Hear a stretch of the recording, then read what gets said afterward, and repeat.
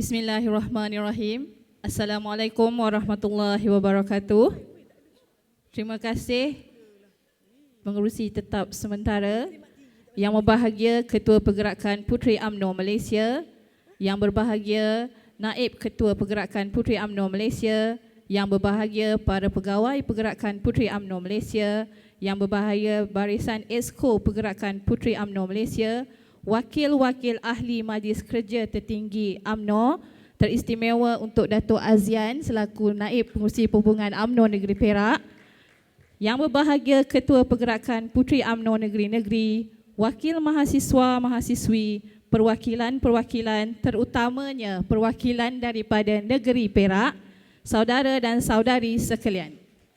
Alhamdulillah, saya mengajak rakan-rakan sekalian untuk memulakan pertemuan kita pada pagi ini dengan kesyukuran kepada Allah Subhanahu Wa Taala.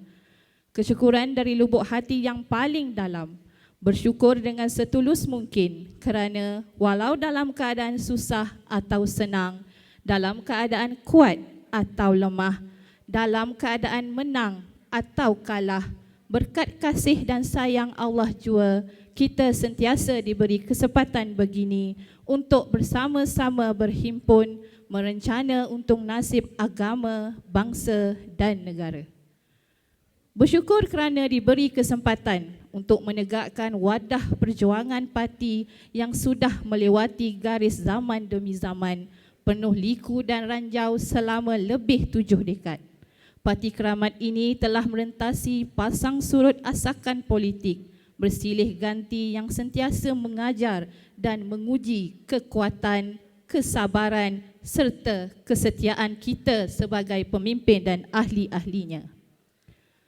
Memulakan pertemuan kita pada pagi ini, saya ingin memetik mafhum firman Allah Subhanahu Wa Taala daripada surah Al-Qasas ayat 68 yang bermaksud, sesungguhnya Allah Subhanahu Wa Taala menciptakan apa yang dirancang, dan Dia jugalah yang memilih satu-satu dari makhluknya untuk sesuatu tugas atau keutamaan dan kemuliaan.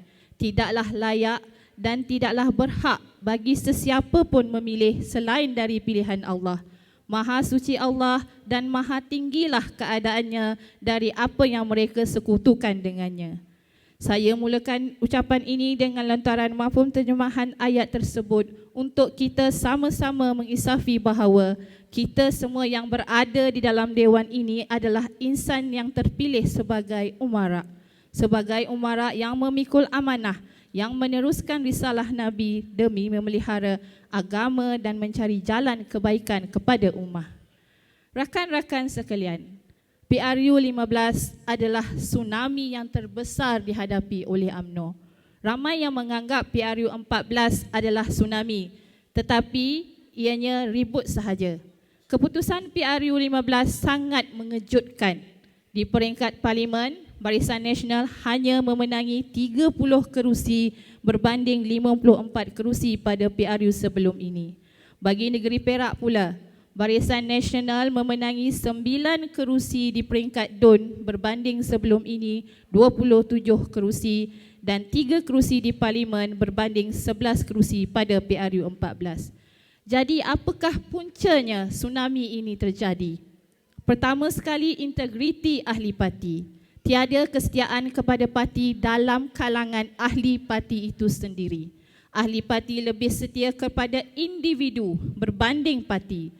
Ambil contoh parti lain, sekiranya parti membuat ketetapan sesuatu perkara, maka semua akan patuh dan menerimanya.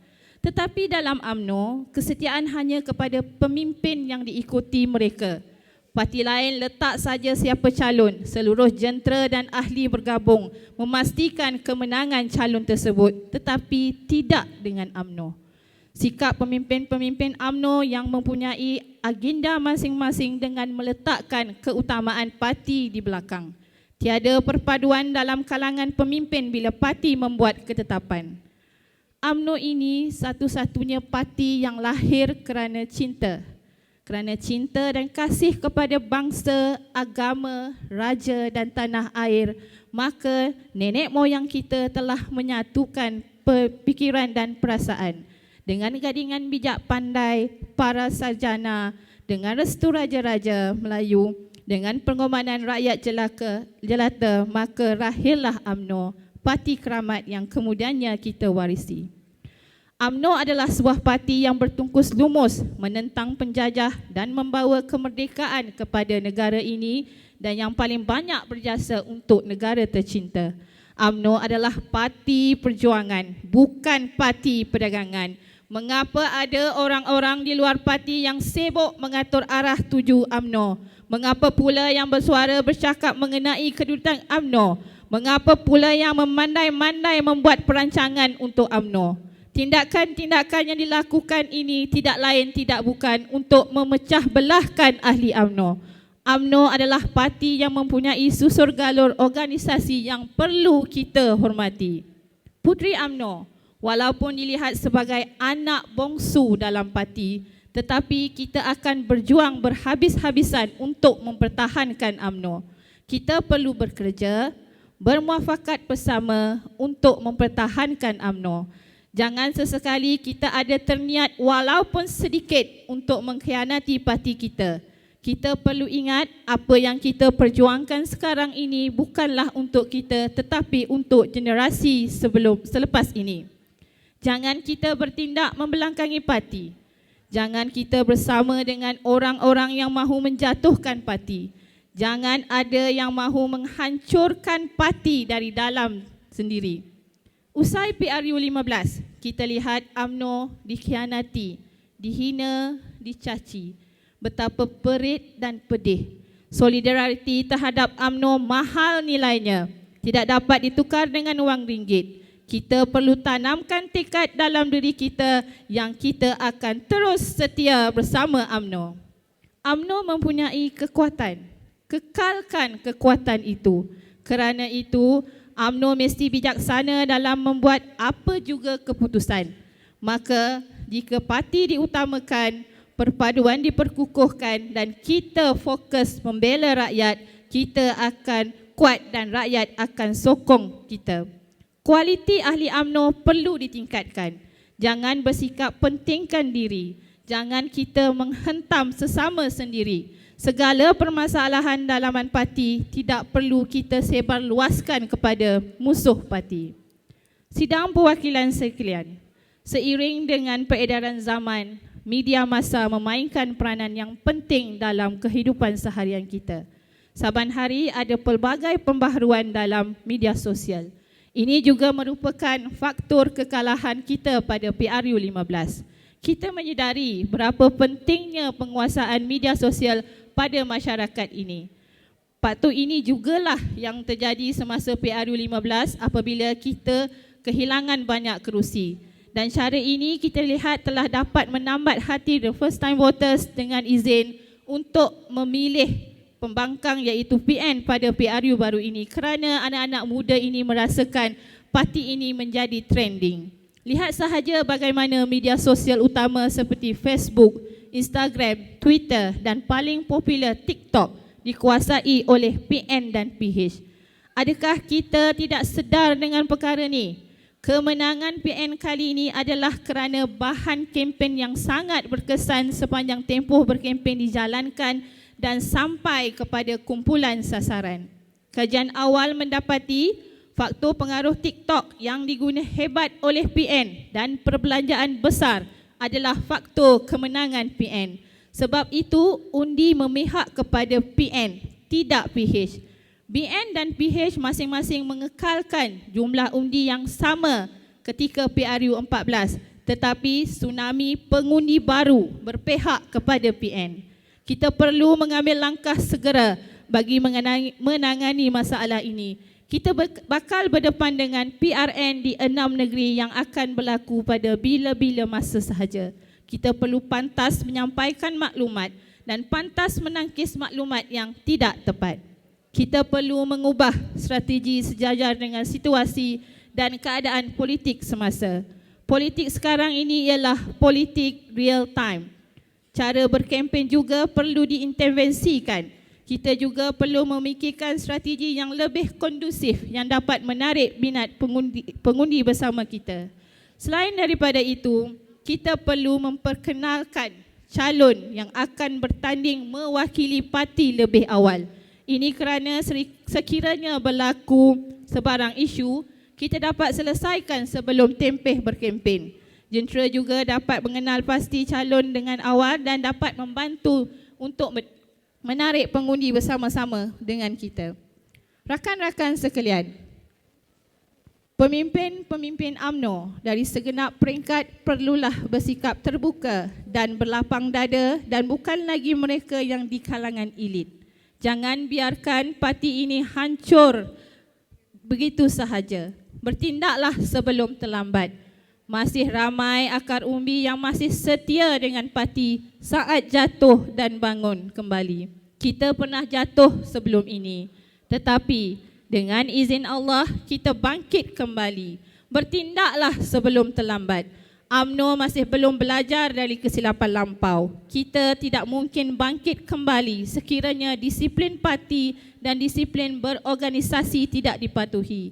Kunci utamanya adalah disiplin.